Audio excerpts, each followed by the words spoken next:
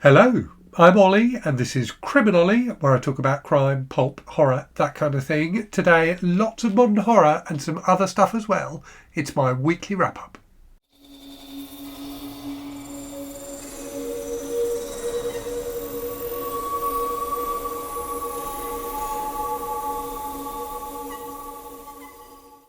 So last week when I filmed my weekly wrap-up video, I hadn't finished reading any books, probably for the first time ever in one of my weekly wrap-ups. This week I've finished reading 7 books, so it's a bit of a feast or famine situation going on here at the moment. I can't really explain why I managed to get through so many books this week. I've just had a really good reading week, fewer distractions than the previous week. And last week, you may remember, I was reading an absolute mammoth, so I was reading Centennial by James Michener, which I had nearly finished when I made my video last week. So as usual, I will talk about the books I've read, give you like mini reviews of all of them. Half of them, more than half of them actually this week, are new horror books. So 3 that came out this year, 2025, and 1 from last year, 2024. So if you're a horror fan, stick around to hear my thoughts on those. So firstly, let me talk very briefly about that mammoth book, Centennial. So I did kind of fuller thoughts on this last week, despite the fact that I hadn't finished it. I did promise last week I would do a full review of it, which I was hoping to put up last week. I didn't manage to. That will be done this week instead. So this is just really fantastic. It didn't let me down. The final kind of 50, 100 pages wrap things up really beautifully. So yeah, look out for my full review in the coming week. After that then, I fancied something a bit shorter and a bit lighter, so I read one of the one of the Spencer novels by Robert B. Parker, that one being Promised Land. So this is the 4th in the Spencer series. Spencer is like a Boston private eye. These initial books came out in the 70s and they've definitely got a 70s vibe to them. This one has him investigating a woman who's gone missing, so he's hired by her husband to find her, and discovers a kind of counterculture type going on, shall we say.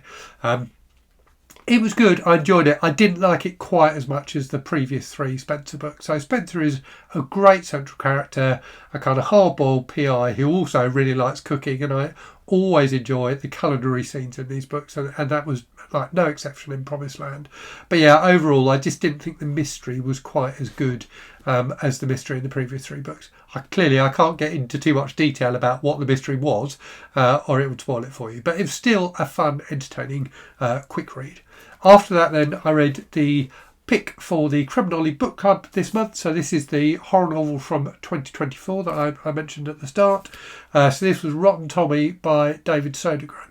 Again, I think I'm going to do a full review of this. This was just so much fun. David Sodergren is a really interesting and enjoyable indie horror author. He just kind of does his own thing. He's definitely got his own style. His books are quite cinematic in terms of like definitely being inspired by and influenced by cinema, and particular like trashy European horror cinema from the 80s. This had a nice level of creepiness to it, as well as some really graphic violence. So it's about a woman whose mum disappeared when she was younger, and she discovers in the wall of the house she lives in, which was her childhood home when she was growing up, these videotapes.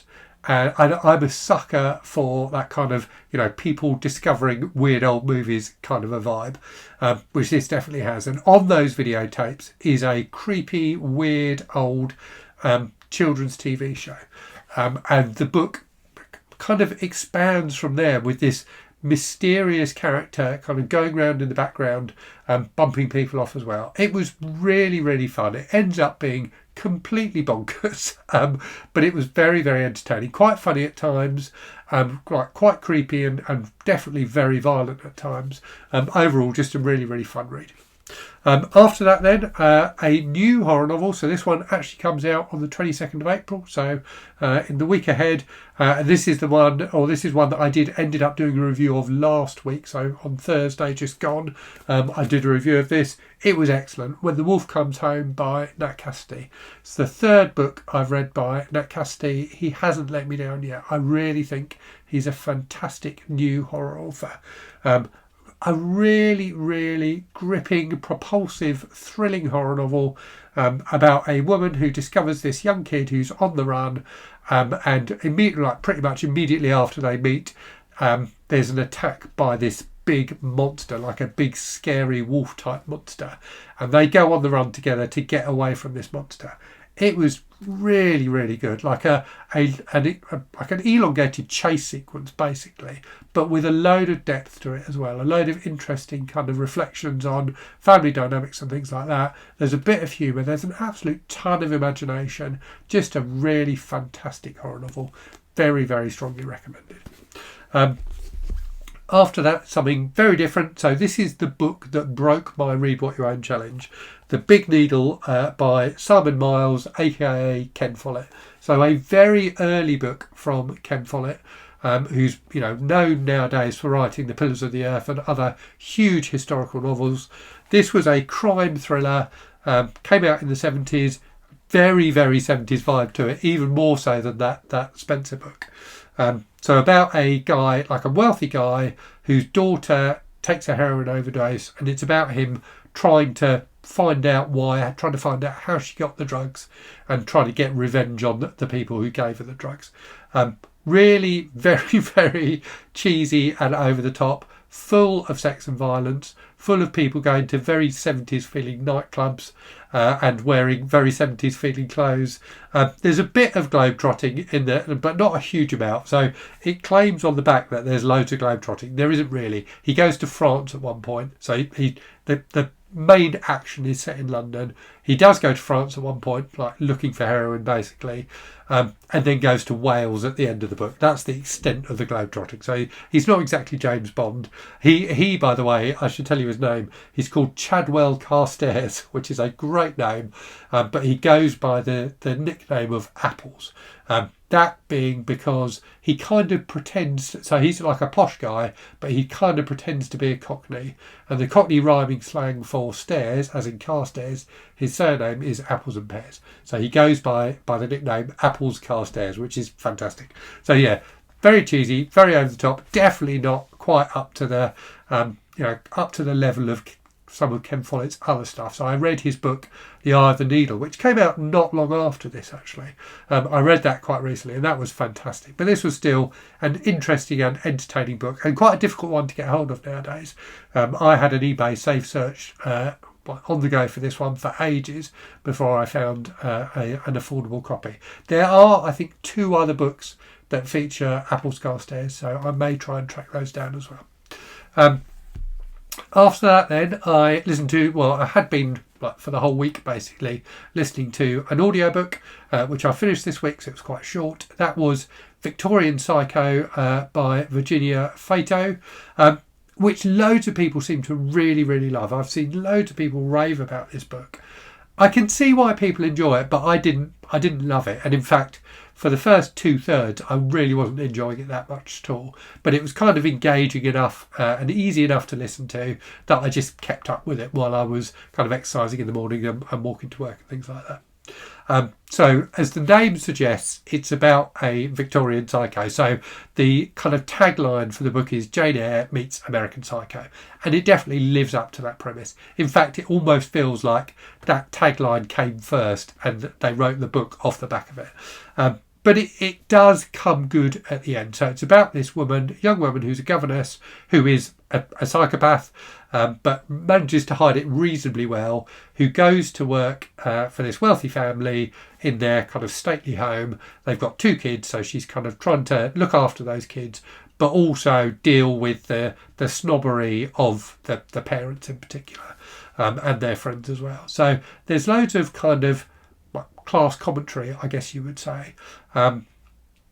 Loads of very, very dark humour. And the book, one of the things I found challenging, should we say, about the book, or didn't particularly enjoy about the book, was it really relies in the first, certainly the first half, less so on plot and more so just on a string of macabre puns basically, and weird, dark similes. So there is humour, but it's a humour that didn't particularly work for me. It's a bit kind of Addams Family, I guess you would say. But I did really enjoy the last quarter or so of the book. The climax of the book is really, really well done and very enjoyable, so I'm glad I stuck around with it. Again, I might do a full review of that one just because lots of people seem to be talking about it at the moment. After that then, so that is a 2025 release. Another 2025 release then was The Lamb by Lucy Rose. So I wasn't intending to read this week, but I borrowed it from the library. You can probably tell this is a library edition, or library copy rather, and had an email from the library saying it was due back and that somebody else had reserved it, so I have to take it back on Saturday or I'll start paying fines. I can't renew it. So I thought I better read it. I picked it up. I could not put it down. I read it in a day. It's absolutely fantastic.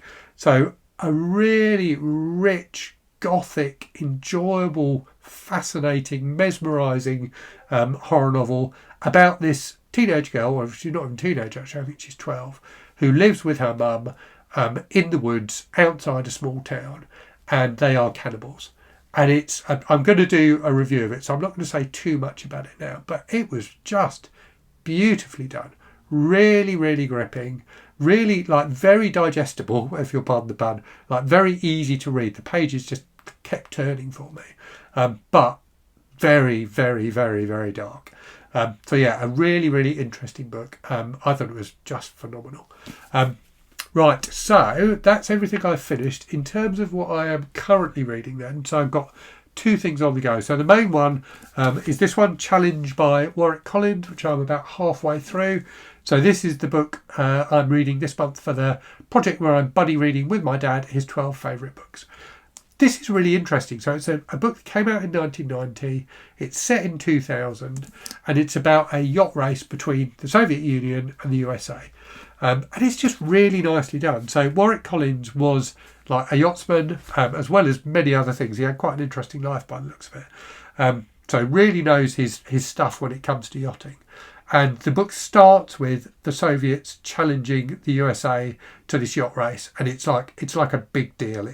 There's a lot riding on it basically, and then you go back kind of 15 or so years, and the build up, which I've just kind of got through, is about these two teenage guys who meet at kind of a summer yacht school basically. One of them is working class, one of them is wealthy, and they kind of become friends through their crewing together in yacht races and competing against each other in yacht races as well. And as the book progresses, their friendship continues and develops into adulthood, and they are now, fairly predictably, part of the crew of the ship that is going to race against the Soviets. So it's just a really engagingly written, very, very readable, really nicely done, and it's like the tension is starting to build up now as we get towards the kind of main event in terms of this race. So yeah, enjoying it very much indeed at the moment. And then the other thing I'm reading, which I just started this morning because I wanted something to read digitally, is Feverdream by George R.R. Martin. So I had a copy of this years ago when I was about pretty soon after it came out, I guess.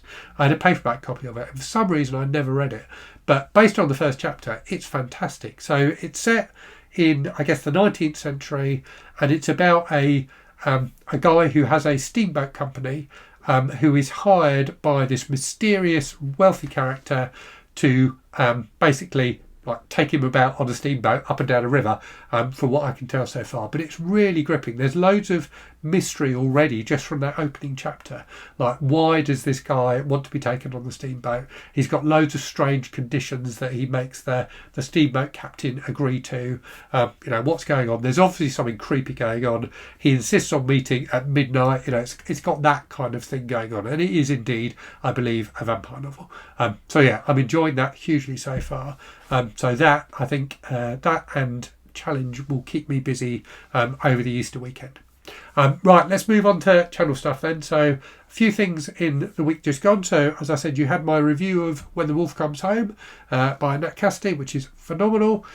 You had a book haul video where I showed the books I've picked up since finishing the Read What You Own challenge.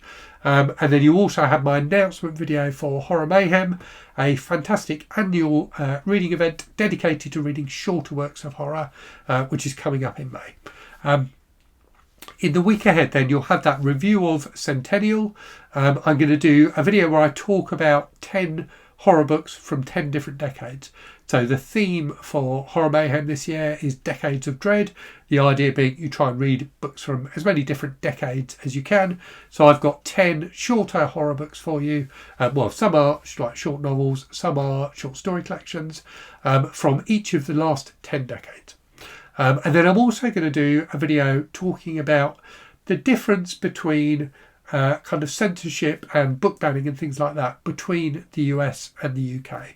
So there's a couple of people have sent me articles recently talking about how there seems to be a rise in books getting banned in school libraries over here in the UK. So something we tend to think of as an American thing, but it's definitely starting to happen over here as well. So I've got some thoughts on that, which I'll share in a video this week.